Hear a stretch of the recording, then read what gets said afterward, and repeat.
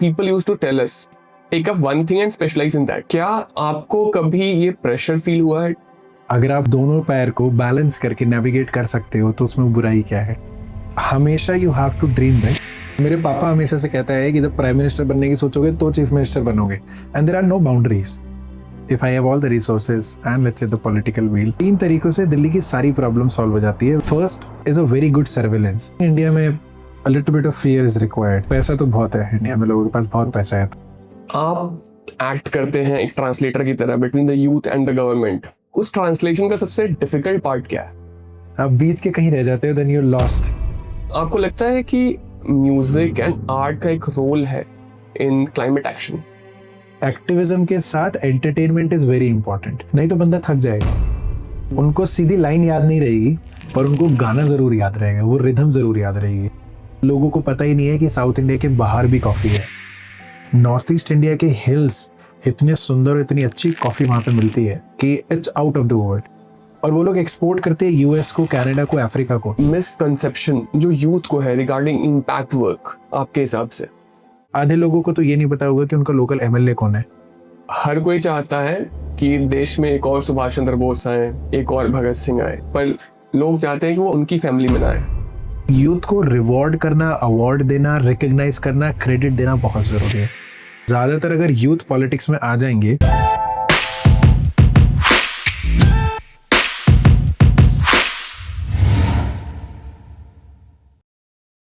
With me is Mr. Rumit Walia, founder, director, musician, entrepreneur, mentor, and many things.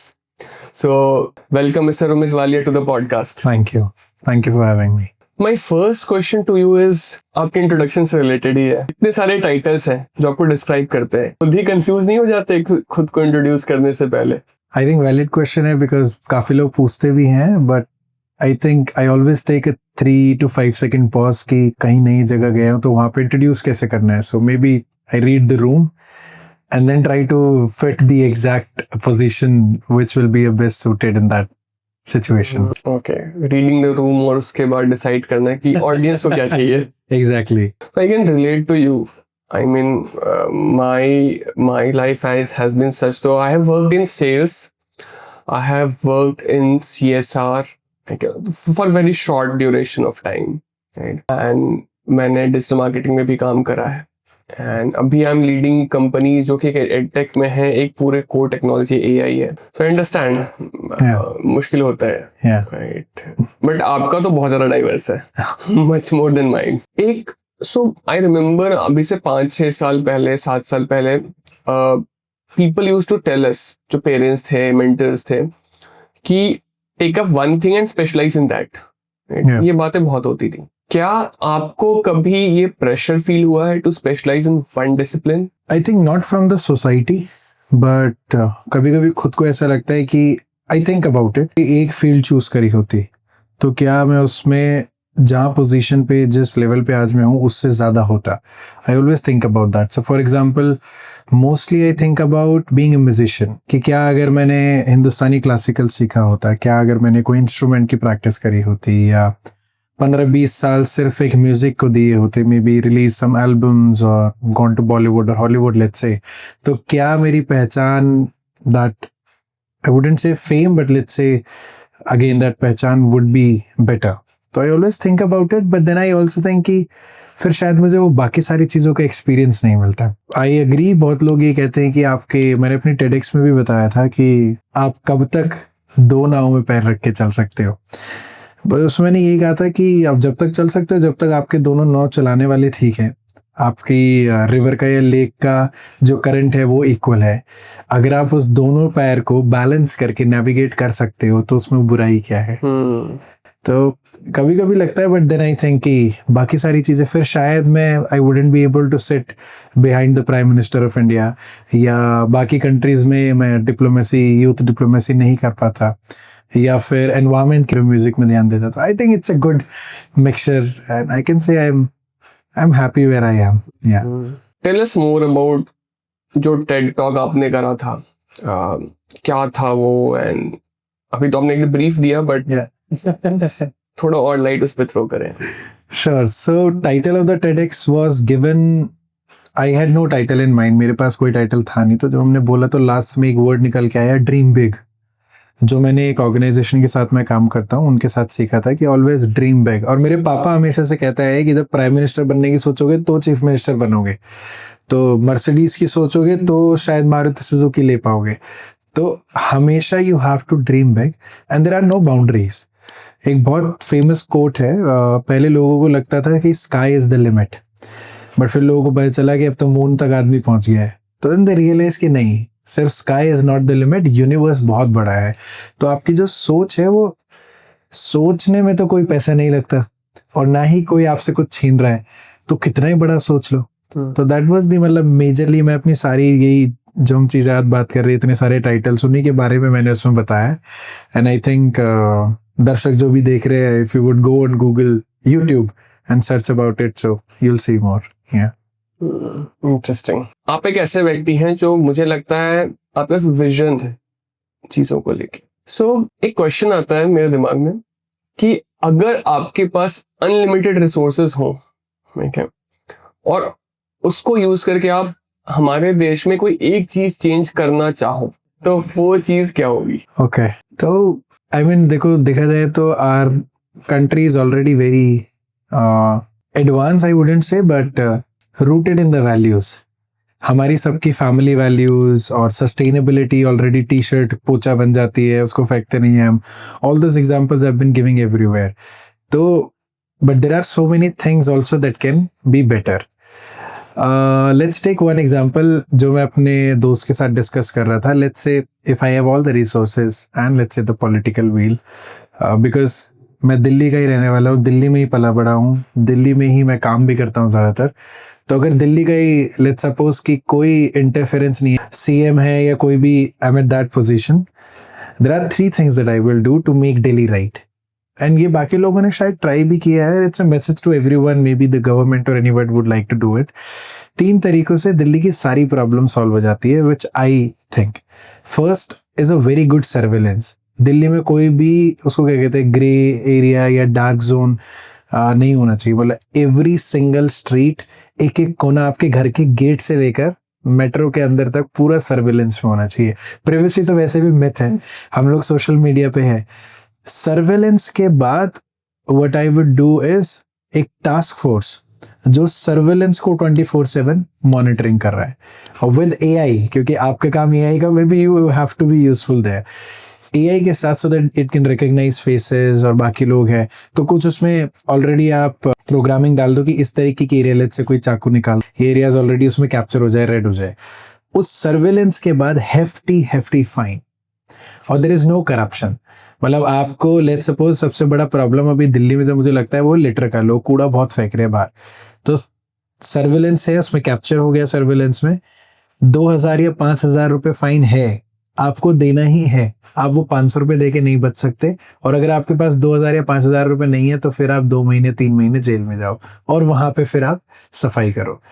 उसके बाद तीसरा pillar जो बचता है कि ये जो करवाने वाले लोग हैं, जैसे पुलिस वाले हो गए या बाकी टास्क फोर्स हो गई, जो इस एक्शन को मतलब मॉनिटर करेंगे या उसको लेट्स से एंड तक लाएंगे, वो लोगों की भी एक बहुत स्ट्रिक्ट मॉनिटरिंग होनी चाहिए कि किसी ने भी करप्शन या किसी भी तरीके का स्टेप जो नहीं लेना चाहिए लिया, तो ऐसा नहीं है कि उनके ऊपर केस चलेगा या कुछ होगा, directly they have to be suspended.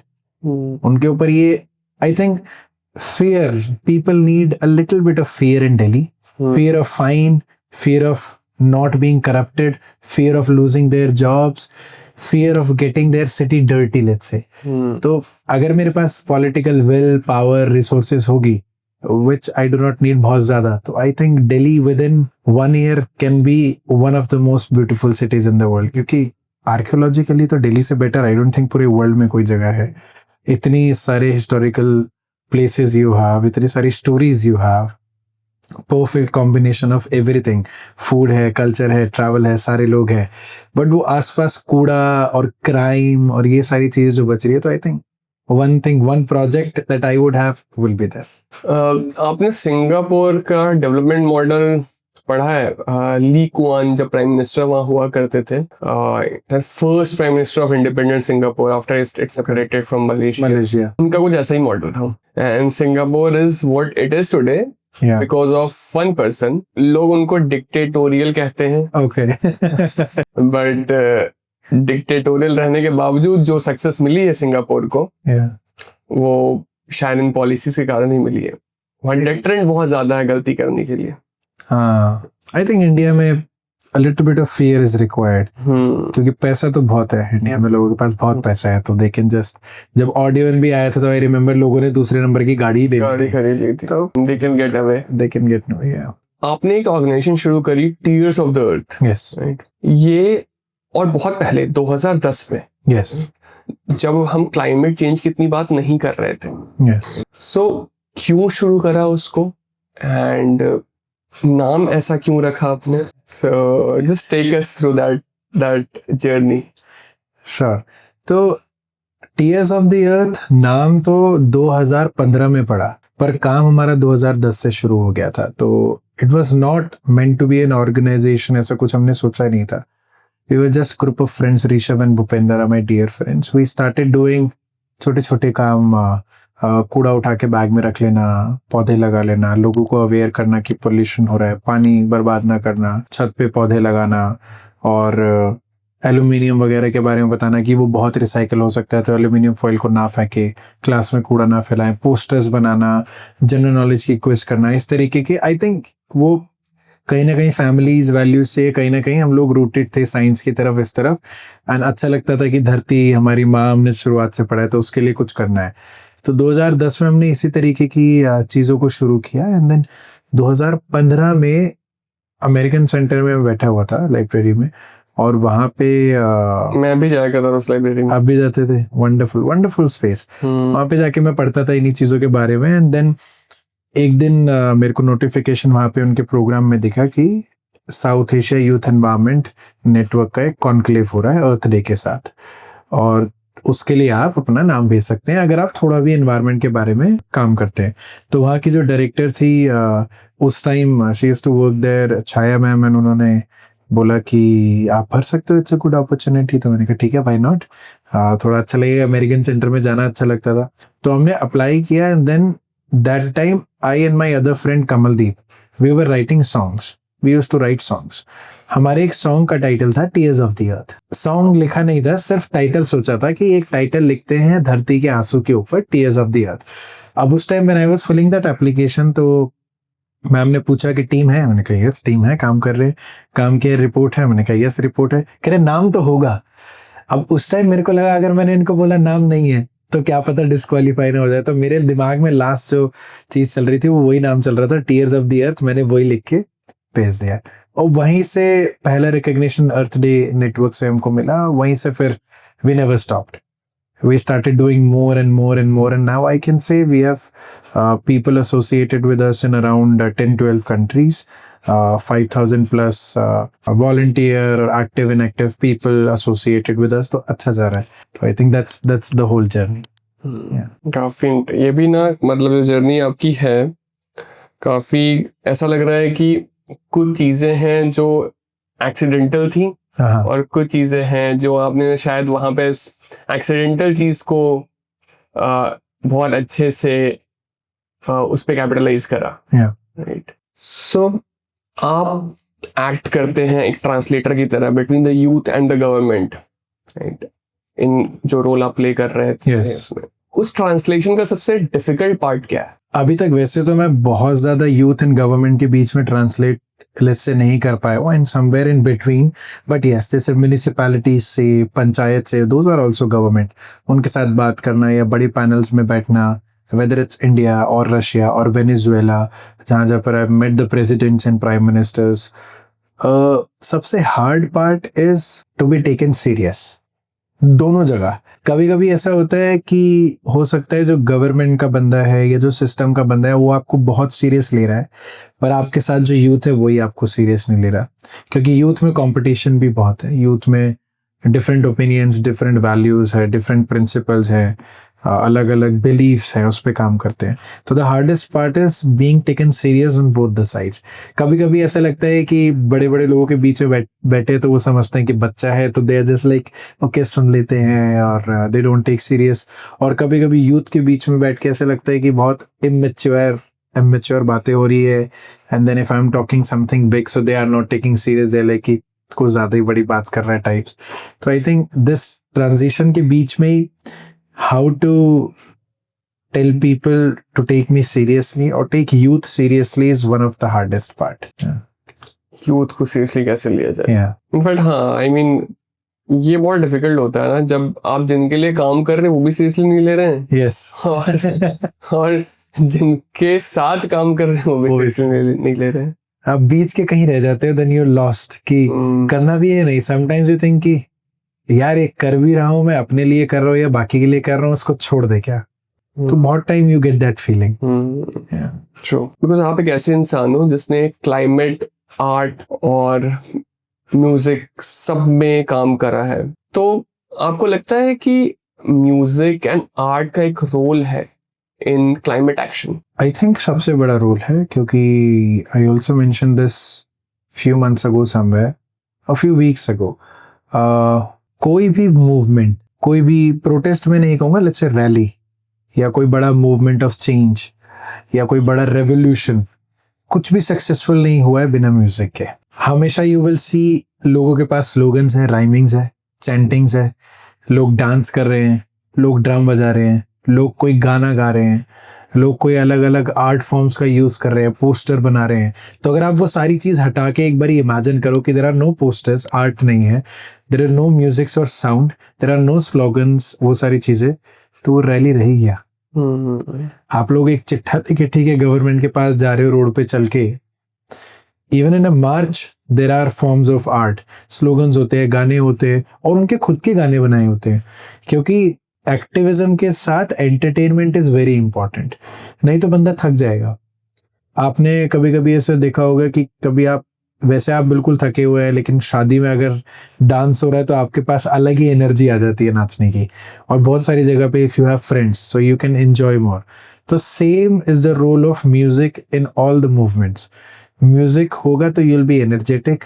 आपका अब जो गवर्नमेंट नारे बनाती हैं जैसे बेटी बचाओ बेटी पढ़ाओ, वो रिदम में बनाने की क्या जरूरत थी, क्योंकि लोगों को याद रहता है.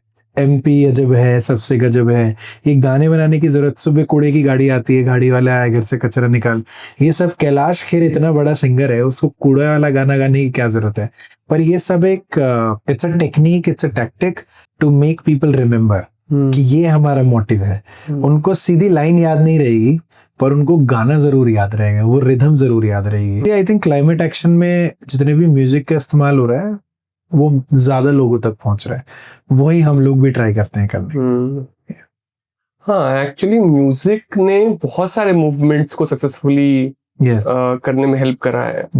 मतलब मुझे हिस्ट्री पसंद है, और जब भक्ति मूवमेंट हम पढ़ते हैं, भक्ति मूवमेंट, यस, सूफी मूवमेंट, भक्ति मूवमेंट, इसमें सब कुछ म्यूजिक ही था. म्यूजिक ही था. उसमें हिम्स थे, सारी चीज, जितनी भी पूजा और अर्चना थी सारी म्यूजिक के जरिए. मीराबाई जरिए होती, मीराबाई वो भी म्यूजिक के जरिए अपने आराध्य कृष्ण को की पूजा करती थी. आप विजन लीड हैं कैफे रोस्टी के. यस. और काफी ज्यादा इंटरेस्टिंग लगा मुझे ये पार्ट आपकी लाइफ का. सो ये कैसे हुआ, कब हुआ, और इसमें क्या करते हैं आप? ओके, ये मुझे भी मेरी लाइफ का सबसे इंटरेस्टिंग पार्ट अभी लग रहा है. Actually I never wanted to be in business, but मेरा एक दोस्त है रजत, कुछ साल पहले ही स्टार्टेड शोइंग अस कॉफी के बारे में. जनरली इंडिया में engineers, I mean you are also an engineer. मैं तो चाय भी नहीं पीता था, but the engineering taught us tea. हर जगह आपको चाय तो पीनी ही पड़ती है. तो हम तो चाय वाले आदमी थे, बट धीरे धीरे वो हमको सिखाने लगा कि देखो कॉफ़ी ऐसे होती है, वैसे होती है. नहीं तो हमको तो यही पता था, घर में जब कोई बड़ा आके कॉफ़ी मांग लेता है तो हम सोचते हैं ओ ये तो कुछ अलग ही लेवल का आदमी है, इसने कॉफ़ी ली है चाय की वजह. तो धीरे धीरे पहले कॉफ़ी का टेस्ट डेवलप हुआ. फिर एक दिन ऐसे ही उसने कहा कि मुझे तुम्हारे डॉक्यूमेंट्स चाहिए, my and one of the other partner who is in Guwahati, Poojita, कि तुम्हारे डॉक्यूमेंट्स चाहिए. 3 आर वेरी गुड फ्रेंड्स.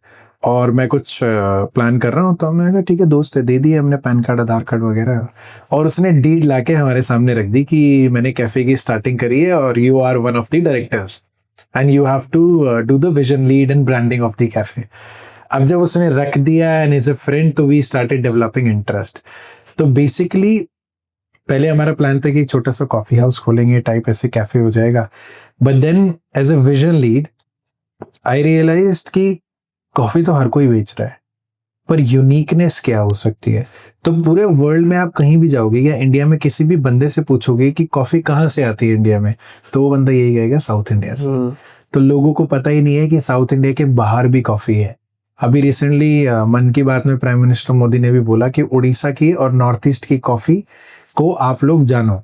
तो हम लोग उनके बोलने से पहले ही हमने शुरू कर दिया था by the way, north east की कॉफी को प्रमोट कर रहे हैं। तो पूजिता जो गुवाहाटी में नॉर्थ ईस्ट में ही है, उसको पता लगा, तो नागालैंड से हमने कॉफी मंगाई, और जब हमने वो कॉफी टेस्ट करी तो जितने स्टीरियोटाइप्स होते हैं ना कॉफी के बारे में, जैसे कॉफी कड़वी होनी चाहिए और कॉफी इंस्टेंट होनी चाहिए और कॉफी साउथ इंडिया से आती, ये तीनों स्टीरियोटाइप एकदम टूट गए कि कॉफी कड़वी नहीं होती, कॉफी बिटर स्वीट होती है। तो वो एस्प्रेसो हमने कुछ लोगों को, हमारे एक सर है नेपाल से, राम सर, उनको पिलाई पहली बार जब वो आए थे कैफे की ओपनिंग पे। तो उन्होंने पी के बोला तुमने चीनी मिलाई है क्या? तो मैं तो गुस्सा हो गया जो बरिस्टा था, मैंने कहा चीनी मिला के कौन देता है पहले कॉफी में, अलग से रखते। तो मैंने चीनी नहीं मिलाई, हमारी कॉफी ही बिटर स्वीट है। तो वो स्टीरियोटाइप गया। एंड देन इंस्टेंट कॉफी तो खैर बहुत पहले चले गया था। एंड देन की कॉफी सिर्फ साउथ इंडिया से नहीं आती, नॉर्थ ईस्ट इंडिया के हिल्स इतने सुंदर और इतनी अच्छी कॉफी वहां पे मिलती है कि it's out of the world. और वो लोग एक्सपोर्ट करते हैं यूएस को, कनाडा को, अफ्रीका को, इंडिया वाले ही नहीं ले रहे हैं। हमें पता भी नहीं था ज्यादातर लोगों को। तो उसी दिन मैंने ठाना कि अब तो इस कॉफी को, स्पेशली आप दिल्ली एनसीआर में, तो हमारा कैफे इज इन नोएडा में आप लाओ तो इट्स एनसीआर का पूरा रीजन। उन्होंने कहा कि वी विल प्रमोट दिस। तो you most welcome, you all are welcome, it's in Noida 104 sector. आप आओ and you will taste the coffee, then you will know. So we are promoting not just coffee वहाँ पे, as a vision lead एक community space बनाया है जहाँ पे जो महिलाएं कुछ products बना सके, बैग और पाउचेस, उनको भी हम लोग डिस्प्ले कर रहे हैं। लोग आके बात कर सकते हैं, इवेंट्स कर सकते हैं। ये वैसा कॉफी हाउस नहीं है कि आप आके सिर्फ काम कर रहे हो या सिर्फ खाना पीना खा रहे हो। आप जाओगे तो इट्स एन एक्सपीरियंस। किताबें हैं वहाँ पे, आप पढ़ सकते हो, आप लोग गेम्स खेल सकते हो, वहाँ पे गेम्स है।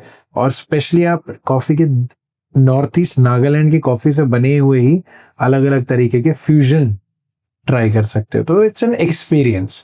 तो as a vision lead I created that experience. You created this unique experience. Yes, and Roastique also, it's roasting unique, so it's a combination of roasting. Yes. Okay. ये जो कैफे रोस्टिक है ये सेक्टर 104 नोएडा में है। Yes. Okay. कितने time पहले शुरू करा आपने इसको? अभी हम लोगों को 8 महीने हो गए हैं and it's been going good. तो हमारे जो contacts हैं, जो बाकी, जैसे we have had diplomats from the US embassy, Russia embassy, Italian consulate में जो लोग काम करते हैं, Indian counterparts, और तो हमने एक मैप भी लगाया हुआ है, वर्ल्ड मैप। तो जो जहाँ से आता है वो वहाँ पे अपनी लोकेशन पिन कर दो।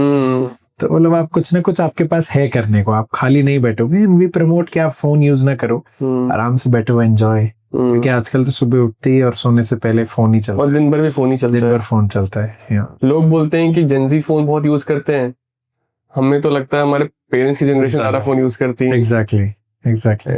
आपने अक्रॉस इंडिया यूथ को मेंटरशिप दी है। एक मिसकंसेप्शन जो यूथ को है रिगार्डिंग इम्पैक्ट वर्क, आपके हिसाब से? तो सबसे बड़ा गैप जो मुझे लगता है यूथ और इम्पैक्ट वर्क के बीच में है, वो है यूथ लीडरशिप और यूथ इन्वॉल्वमेंट का डिफरेंस।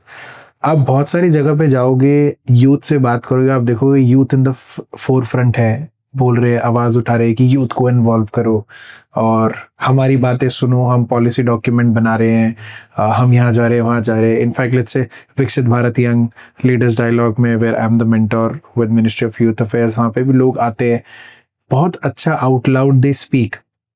पर आप किसी से भी पूछोगे, because I have trained youth in environment, space, peace building, music, अलग अलग जगह में, आप पूछोगे कि क्या पॉलिटिक्स में जाना चाहते हो, तो 99% विल से नो।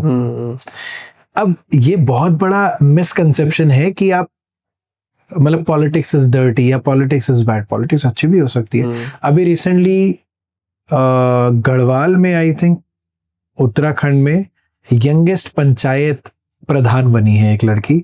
वो बीटेक करने गई थी, आई थिंक दिल्ली या कहीं पे बीटेक करने आई थी। उसने जॉब नहीं ज्वाइन करी, वो वापसी गांव गई और गांव वालों को इतना पसंद आया कि उसको प्रधानी के चुनाव में जिता दिया।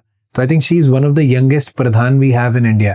तो ये चीज जो मिसकंसेप्शन लोगों का है ना कि नहीं मैं नहीं जा पाऊंगा पॉलिटिक्स में, नहीं कर पाऊंगा, डर्टी होती है पॉलिटिक्स, ये होता है, ये खराब कर रहा है। क्योंकि यूथ इन्वॉल्वमेंट से आप खड़े होकर रूम में बोल सकते हो, पर पॉलिसी तो वही बना रहा है जिस गद्दी पे बैठा है। तो या तो बहुत सारे लोग ये भी ट्राई करते हैं कि वो यूपीएससी करे और उस सेक्टर में जाए, विच is also very good, IPS IAS आप बनो, पर ऑल्सो ज्वाइन पॉलिटिक्स। आप एक बार ट्राई तो करो। आप जाके, आधे लोगों को तो ये नहीं पता होगा कि उनका लोकल एमएलए कौन है या एमपी कौन है या म्यूनिसिपैलिटी का मेयर कौन है। तो जब आपको पता ही नहीं और आप चिल्ला रहे हो कि मेरी गली में ये कूड़ा है और आपका कनेक्ट ही नहीं है पॉलिटिक्स के बीच में, तो फिर आप ब्लेम कैसे कर सकते हो। तो एक ना ज्यादातर अगर यूथ पॉलिटिक्स में आ जाएंगे, which is also a lot of people are trying, तो ये जो चेंज है वो इजी हो जाएगा। क्योंकि आप जो बोल रहे हो वो आप बना भी पाओगे। अब मैं आपको आके डेली बोलता हूँ ये करना है, ये करना है, ये करना है, लेकिन आप अपने मन की करोगे या बाकी लोगों की सलाह लेके करोगे। पर मैं ही आपकी गद्दी पे बैठा हूँ, तो मैं तो खुद ही अपने मन से पॉलिसी बना सकता हूँ। तो the biggest misconception is to stay in the youth involvement and not go into the youth leadership. तो आपको कूदना तो पड़ेगा, एक स्टेप तो लेना पड़ेगा। हर कोई चाहता है कि उसको ईमानदार पॉलिटिशियंस मिले एज पॉलिटिकल रिप्रेजेंटेटिव्स, पर ईमानदार लोग पॉलिटिक्स में जाना ही नहीं चाहते। बिल्कुल सही बात पकड़ी है हमने। ये विडंबना है सबसे, ये सबसे बड़ा है। यस।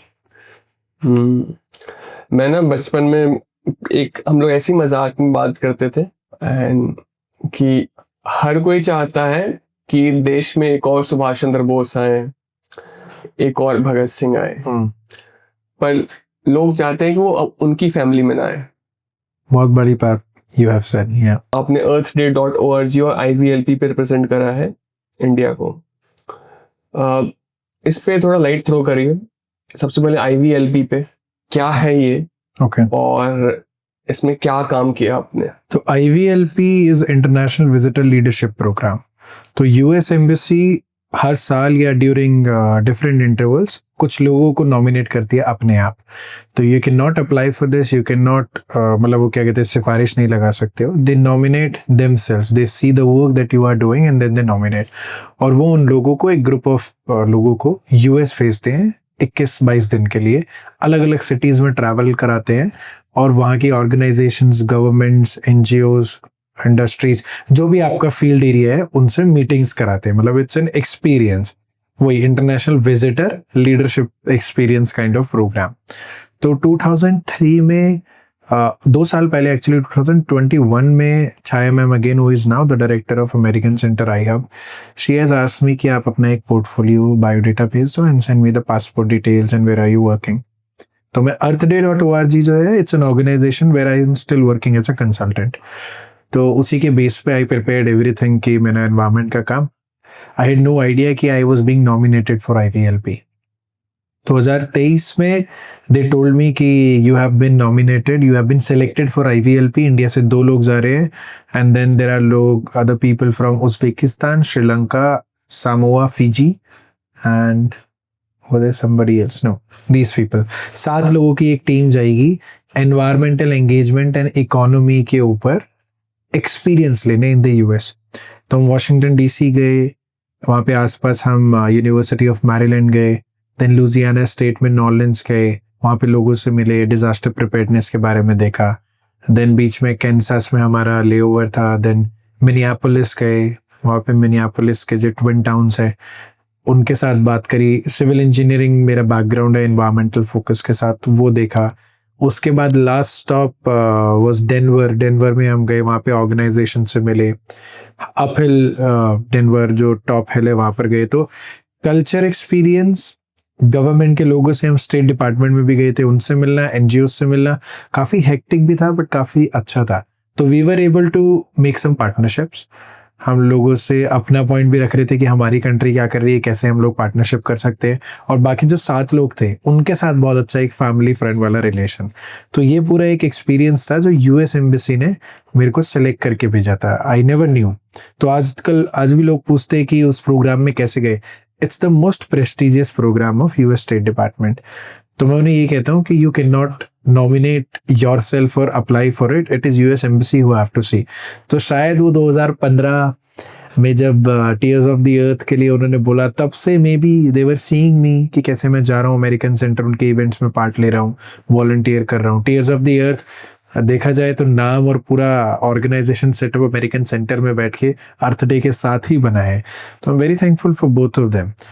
अर्थ डे में 2015 में ही पहला रिकग्निशन हमारे काम को, जैसे काम सब करते हैं, यूथ बहुत काम करता है, पर यूथ को रिवॉर्ड करना, अवार्ड देना, रिकग्नाइज करना, क्रेडिट देना बहुत ज़रूरी है। नहीं तो वो डिप्रेस हो जाते हैं, फिर वो विलन बन जाते हैं, फिर वो वापसी 9 to 5 में चले जाते हैं, अपना नॉर्मल काम करना शुरू कर देते हैं।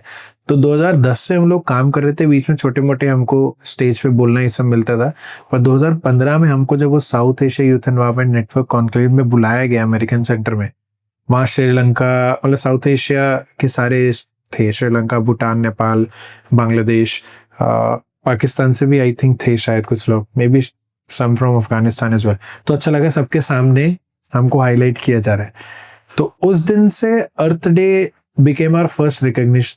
और फिर 2021 में I joined Earth Day as a consultant also, कि इतना अच्छा काम है, the director is very nice, तो लाइक कि काम को और ज़्यादा बढ़ाया जा सकता है। तो अभी एनवायरमेंट पे अवार्ड्स के रिगार्डिंग एक प्रोजेक्ट है जिसके रिगार्डिंग मैं ट्रैवल कर रहा हूँ इन इंडिया में, मोर यूथ को I am able to train. तो this is the whole experience. काफी इंटेंस था प्रोग्राम, Yes. काफी ज्यादा रिवॉर्डिंग भी। यस, आपकी जो जर्नी है ये एक सिम्फनी ऑफ आइडियाज लगती है। इनमें से अगर मैं इसे एक चीज को निकालूं या आप निकालना चाहे, जो आप चाहते हैं लिंगर करे after you have hung your boots, okay, people के, लोगों के दिमाग में, वो एक चीज क्या होगी? I think it is also the title on my website, developing the culture of belongingness. लोग भूल गए हैं कि वो हर चीज से बिलोंग करते हैं। धरती पे क्या है कि हर स्पीशीज का एक पर्पस है, सिर्फ ह्यूमन बीइंग्स है जिनका कोई पर्पस नहीं है, but human being relate to everything. आजकल लोग ऐसे भूल जाते हैं, लोग सोचते एक मिसकंसेप्शन दिमाग में बन जाता है, या सोसाइटी का प्रेशर है कि यार मैं स्पेस एक्सप्लोरेशन में कैसे जा सकता हूँ, मैं तो एक आर्ट्स का स्टूडेंट हूँ, या यार मैं फाइनेंस में कैसे जा सकता हूँ, मैं तो एक इंजीनियरिंग का स्टूडेंट हूँ, या फिर एक आर्टिस्ट जो पेंटर है वो सोचता है कि मैं एक राइडर कैसे बन सकता हूँ, मैं तो पेंट चलाता हूँ, बाइक या गाड़ी तो नहीं चलाता। तो ये जो बीच में गैप आ रहा है ना, ये डाउट का, सेल्फ डाउट का, it is the lack of sense of belongingness. लोगों को लगता है कि वहां मैं बिलोंग नहीं करता, ये सबसे बड़ा बैरियर है। तो कहीं भी अगर मैं कोई टॉक देता हूँ या हम बात करते हैं, डिस्कशन करते हैं, या जैसे आज ये पॉडकास्ट हम कर रहे हैं, तो मैं यही बोलूंगा कि यू बिलोंग टू एवरीथिंग, क्योंकि सनफ्लावर से sunfish, everything is connected in this universe. और अगर आप कुछ मैनिफेस्ट करते हो तो that can be possible as well. तो कल्चर ऑफ बिलोंगिंगनेस, अब ये इसमें छोटे छोटी चीज में भी हो जाता है, जो कॉन्फ्लिक्ट होते हैं लोगों के बीच में, वो सब इन चीजों से सॉल्व हो सकते हैं। है तो हम सब एक बिग, वो कहते हैं वासुदेव कुटुंबकम, one big family, human family. तो that is my one point that I make sure that I give to everybody, that you belong to everything and you can do whatever you want. In fact, AI के आने के बाद से ना एक चीज जो चेंज हुई है वो यही हुई है। अगर आप देखो, अब तो चाहे ह्यूमैनिटीज ग्रेजुएट हो, कॉमर्स ग्रेजुएट हो, आप भी वो सारी चीजें लगभग कर सकते हो 90% एक्यूरेसी के साथ जो एक इंजीनियर कर सकता है। Yes. वो कोडर और नॉन कोडर के बीच के डिफरेंस को बहुत कम कर दिया है। Yes. बिकॉज टूल्स हैं ऐसे जो आपको कोडिंग करके देते हैं। Yes. तो you can build things. But मैं तो मानता हूँ जो ह्यूमैनिटीज ग्रेजुएट होते हैं, they are sometimes they are much more creative than people like us who are engineers. Yes, right? exactly. तो creativity cannot be bought, right? It has to be developed. और कोई डिग्री से वो नहीं होती है। बट अगर आप क्रिएटिव हो और AI की मदद से you can build things that was not possible earlier. Yeah. Right? AI is a tool only. पर टूल को यूज कैसे करना है, अच्छे के लिए करना है, बुरे के लिए करना है, that all depends on the human mind. On the human mind. Yeah. There are people who जिन्होंने इतनी अच्छी सी चीजें बिल्ड करी है, वो अपने डिसिप्लिन की नहीं थी उनकी चीजें वो. Yes. Right? अब देखो ना, I mean, अगर मैं बात करूं, Arvind Srinivasan who founded Perplexity AI, Yeah. he's an electrical engineer by profession. Yeah. Right? Elon Musk की तो बात ही क्या करें. Next level, yeah. He did not complete his degree and then he founded companies all different disciplines. Different disciplines. Yes. So there are people who have done it and there are people who will do it. Yeah. So अब हम आएंगे अपने सबसे important और interesting segment पे जो कि है rapid fire, जिसमें आप एक वर्ड या एक सेंटेंस में आंसर देंगे. एक सॉन्ग जो आपके करंट मूड को डिफाइन करता हो. No Man is an Island by The Script. Okay. एक quote that you live by. An apple doesn't fall far from the tree, but it can if the tree is on a hill, or there is wind, or there is water which can take it too far. ये आपने पूरा एक biology का perspective दे दिया. Yes. एक concept पढ़ा था हमने माइग्रेशन जो सीड्स वाला होता था. Exactly, yes. एक प्लेस से दूसरी place. Yeah.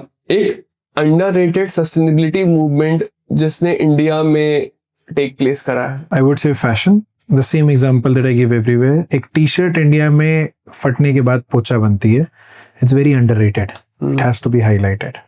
Actually fashion India में, और ये शुरू से हो रहा है इंडिया में. Yes.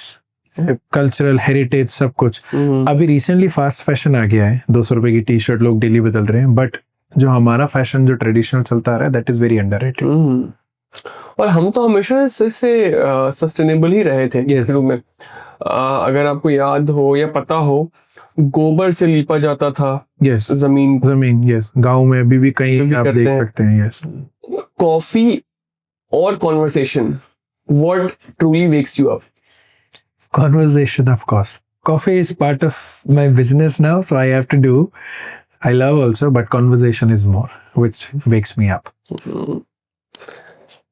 For me, it is conversation with a coffee. Oh, wonderful. अगर अर्थ एक सेंटेंस आपके कानों में विस्पर करना चाहे अभी, तो वो क्या होगी? Go away. You have done enough. You have done enough. Yes. काफी इंटरेस्टिंग कॉन्वर्सेशन थी हमारी मिस्टर रोमित वालिया, एंड आपने ये बताया अपने काम के जरिए कि एक्टिविज्म बहुत लाउड होना जरूरी नहीं है. Yes. Right? ये इतना सटल हो सकता है जितना कि कॉफी का स्मेल. Exactly.